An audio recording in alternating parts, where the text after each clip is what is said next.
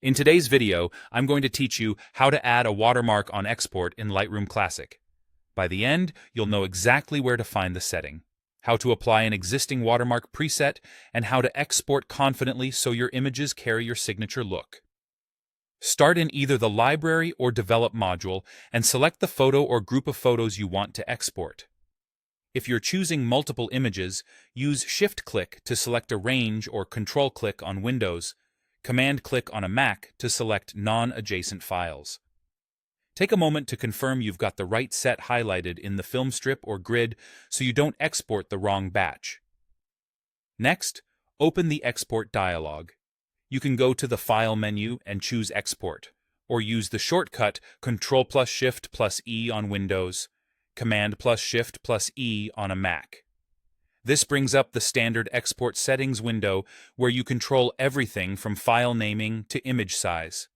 Now scroll within the export dialog until you find the section labeled Watermarking. Turn it on by checking the box next to Watermark.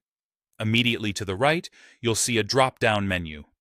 Use that drop-down to pick an existing watermark preset. These presets define the watermark's content and style, whether it's text or a graphic, along with placement, opacity, and size. If you don't see the one you expect, make sure you created it previously.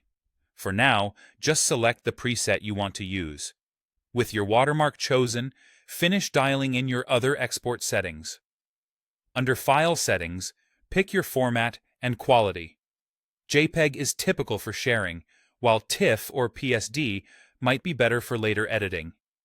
If you're resizing under Image Sizing, remember that your watermark is applied to the exported dimensions.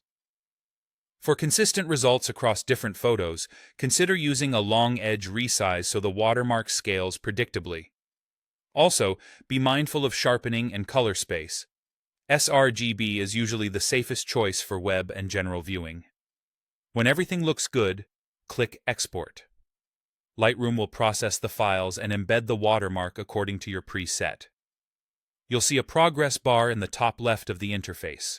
Once it finishes, open one of the exported images to verify the watermark appears where you expect. If the watermark looks too faint, too large, or placed awkwardly, that's controlled by the preset you selected. You can adjust the preset later and re-export, or run a quick test export with a single image to fine-tune the look before exporting a full batch. That's it.